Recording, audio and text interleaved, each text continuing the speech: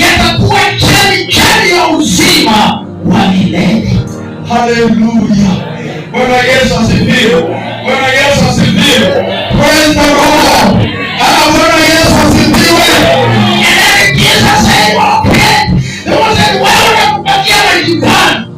Ima alipokunywa tukakunywa, Ibrahimu alikunywa, Isaka akakunywa, Yakobo akakunywa, na unatupatia nini ingine gani? Yesu anamwambia ungejua. Inasema haleluya. Bwana Yesu asifiwe. Kuna vitu ambavyo umezoea.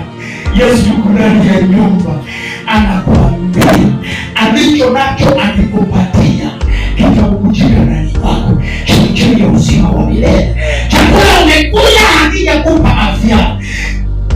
Mpira wa kweli umejivunia haijakupa amani. Madawa ya kulinda ndoa na kazi umejirudia nyingi. Katika vitu umekuwa kufanya na unajimoja baada ya kujibu. Inalo habari njema. Ina ujumbe mwema. Yesu akichukua nafasi ndani wako ni zaidi ya mitishamba. Halo. Kanisa halo. Yesu akichukua nafasi ndani wako ni zaidi ya kamutii, ni zaidi ya majibu, ni zaidi ya mila chao ambazo tumekwamilia.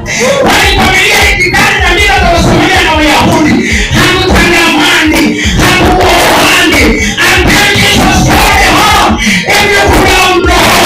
Nina ujumbe katika masikio ya wana wa Mungu mchana wa leo. Yesu yuko pamoja nasi. Mara moja Yesu amekuja. Anataka kusikia sauti ya mtu katika nyumba ambaye anasema Bwana nipo hapa. Ninataka amani ya moyo. Ukipatiana amani, upatiani kama wanadamu. Ukiwaida uwaidi kama wanadamu. I know people who have given others people jobs.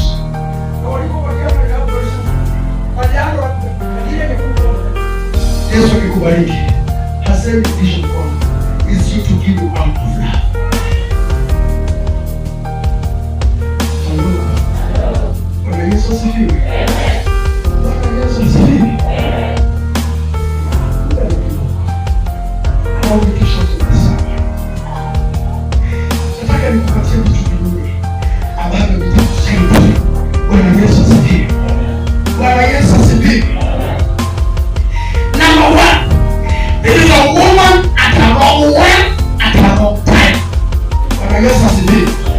Jesus was tired, but he came to go through Samaria. She came at noon alone.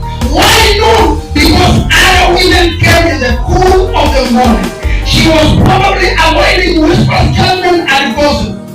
Husbands living with a man who wasn't theirs. Bwana Yesu asifiwe. Bwana Yesu asifiwe. Number two, when we read the chapter, I'm now speaking direct to water center children. Bwana Yesu asifiwe. None of us are drawing water from wells that never satisfy us. Yesu alimwambia mwanamke, maji ni kwa mia, ni zaidi ya haya. Ni kama kuambia watoto wa water center, ila tumekuwa tukifanya vitu lazima tubadilishe, na wana